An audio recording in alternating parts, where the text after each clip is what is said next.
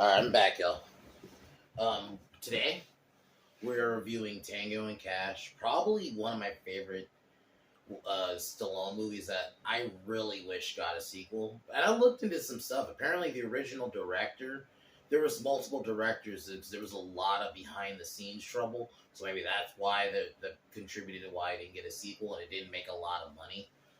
And they probably maybe couldn't afford at the time. Because Stallone, by this point, he was a household name, because we already had four Rocky movies, about to be five. You had three Rambos. Yeah, three, because Rambo 3 was 88. So you had three Rambo movies. Even Kurt Russell, had already had Escape from New York, The Thing. I think Big Trouble Little China had come out or was about to come out.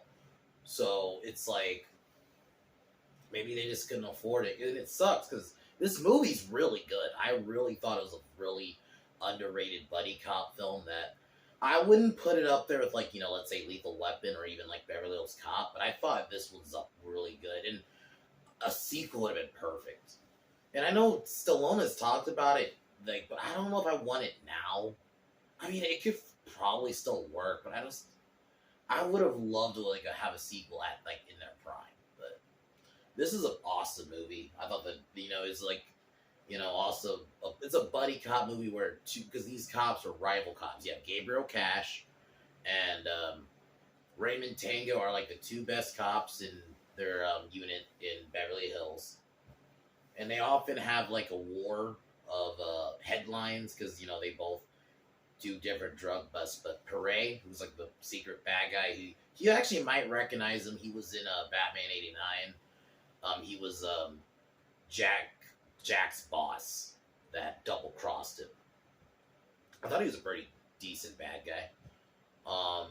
So he hatches a plan to get rid of them, but instead of just murdering them, he has a ruse because he has two cops on the inside, and basically they set them up, and they are now framed for murder, and unfortunately they get tried, so now they're taken to jail, and it's almost like an prison escape movie too, for a little bit. And now they have to hatch their way out, and one night, they get taken by all the gangs that all the people that basically they locked up, basically beat them up. They're about to die.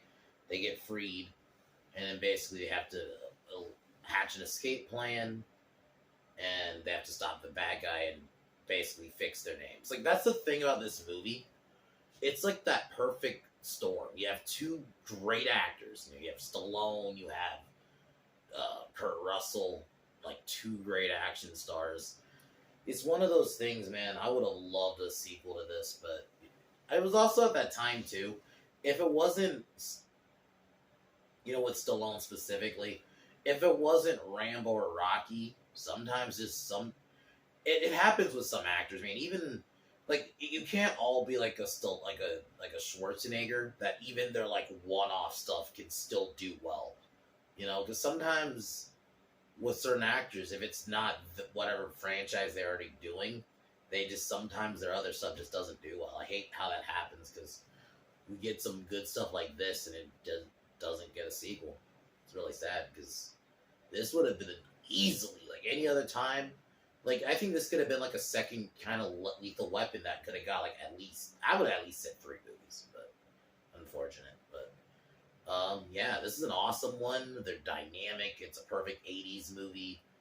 The villain's pretty perfect. The villains in these movies aren't ever amazing.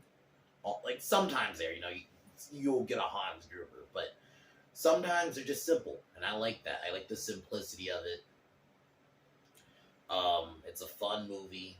You have Terry Hatcher, as a Tango's sister. I thought rewatching, I thought she was his wife for a second. I didn't know if she was his sister. But anyway, I would give this movie a 10 out of 10 in terms of, okay, maybe not a 10, a 9 out of 10. I would probably give it a high 9. It's a really fun one. So, but yeah, guys, we're gonna get cheers and get started.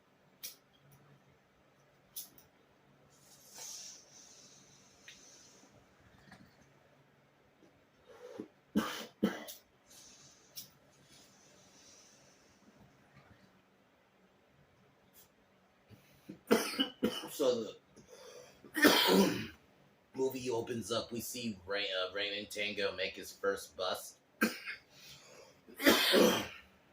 Fun opening scene. We even get like a scene where a guy references Rambo and he called and Tango calls him a pussy. I thought that was pretty funny. Nice little fourth wall breaking there. And then we see Gabriel Cash make a drug bust. Basically, we start hearing a little bit about their rivalry. And Tango gets put on this mission. So this is where we see Pere watching both of their busts, and he's hatching a plan. He wants a plan to get rid of them, but not just kill them. So both Tango and Cash get called to this warehouse because they think there's like this big drug bust about to happen. And when they get there, they find a dead FBI agent. Even the first time they see each other is fucking great. Thought it was pretty funny how they had a fun dynamic. Just like, you know, it's the way things turns out sometimes. Like this easily, man, we could have got multiple of these of this. But anyway. So yeah, they end up finding an FBI body, but then we get a raid by the police, and it turns out they were set up and they had like a fake audio even made where it made it seem like they murdered this guy. So they end up having a trial, and I thought that was a pretty fun little scene, and they end up getting charged, and instead of getting sent to like a protected prison, they end up getting sent to Gen Pop. And I think the thing about this movie too was it had all the perfect like kind of buddy cop tropes. You know, you have the hard ass kind of chief. You have like, because Lethal Weapon even to an extent was like a kind of begrudging cops kind of working together type of deal. So you have that in this. I thought the soundtrack's pretty good. Yeah, and like even the scene where Kurt Russell tortures this guy. This is before he did the raid. Thought that scene was pretty funny. So they get sent to prison, and you kind of see them succumbing to prison life, and then that night they both get kidnapped, and basically this is where we get the big kind of reveal. We get a boiler room brawl. They take out a few of the prisoners, but man, the numbers are too much. They end up getting tortured, and Cash has a person on the inside who has people come in, and they all escape before they're about to basically get killed. And Cash is in, who is his former chief, suggests basically they gotta escape. And that's the thing about this movie too. It's not just like a buddy cop film. It's like a prison escape film for a little bit. Because the prison section of the film is a good, I would at least say 20 to 25 minutes. It goes for a bit. You know, I didn't feel bored watching it at all. Cause you know, and it almost gives an idea, because he doesn't, Stallone, this will be another movie I will review down the line, but he did two of them. They're called like the Escaped. Fuck. I had it in my head. I can't think of it now. I think it was called The Escape Plan, where it was like him and like Arnold, where they basically have to escape prison. So it's like I like prison breakout movies done right. So they end up strategizing how to break out, but Tango kind of wusses out because he doesn't want to risk it. So Cash kind of goes on his own. But Cash nearly is about to get killed by a police, but when Tango comes for the save, they manage to make it out of the prison. And they go their separate ways for a second. And both get information on how they got set up. And the guy Tango was about to arrest ends up dying because the villains had planted a bomb in his car. So Cash ends up meeting up with Tango's sister Kiki, who was played by Terry Hatcher. It's not Harper, Terry Hatcher, who you do see her earlier in the movie. I, for some reason, when I rewatched this, and because it has been forever, I'll admit, since I've watched this, I think the last time I may have watched this was when at least I was like 14, maybe. I think I was 14 or so. So over 10 years ago. Like, fuck, it's been forever since I've watched this movie. So, but I didn't remember that. For some reason, when I watched this, I thought she was his wife or something. I didn't recognize she was his sister. But yeah, Terry Hatcher, man. Well, because most recognize her in Superman and not Superman and Lois and Clark. That Superman and Lois is the newer one.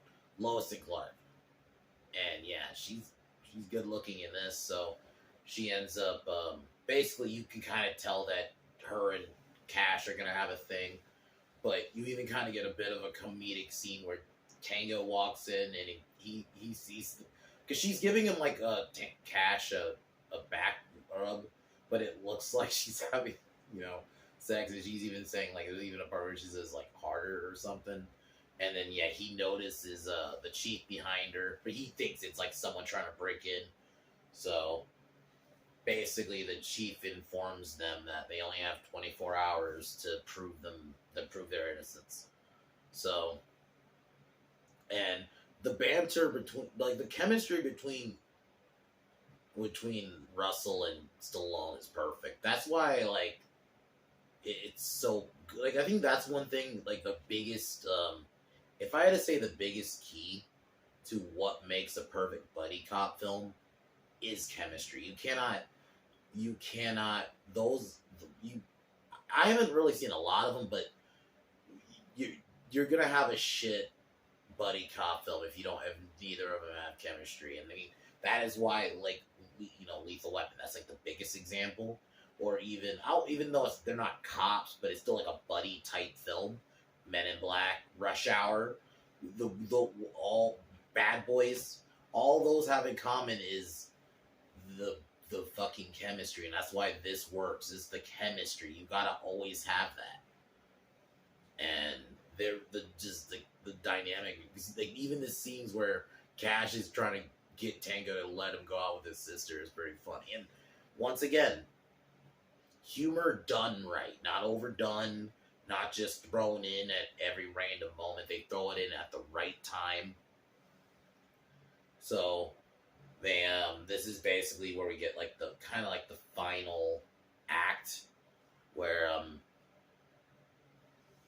they confront Perret and his men, but Perret had already kidnapped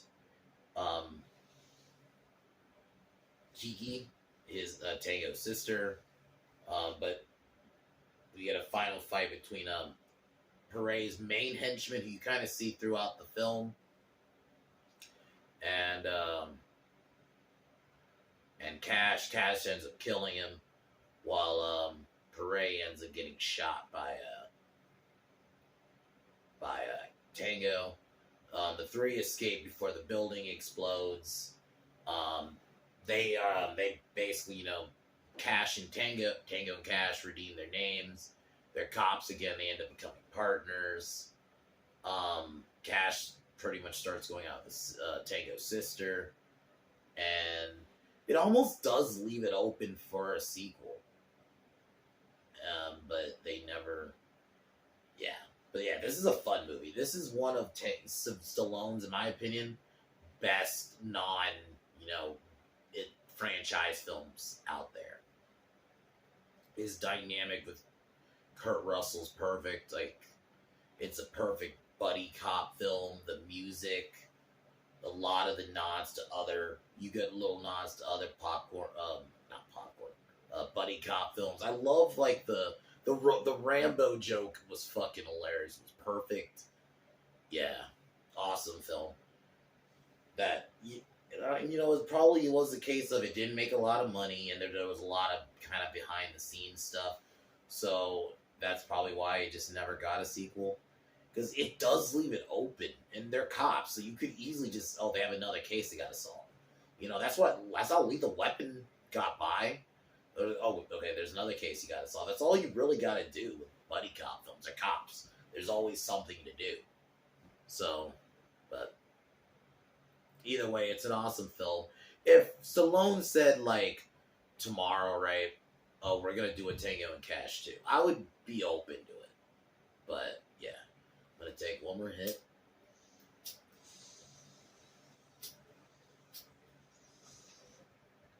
And tomorrow, I may do my Equilibrium review. I still don't know because I am seeing Jurassic tomorrow night.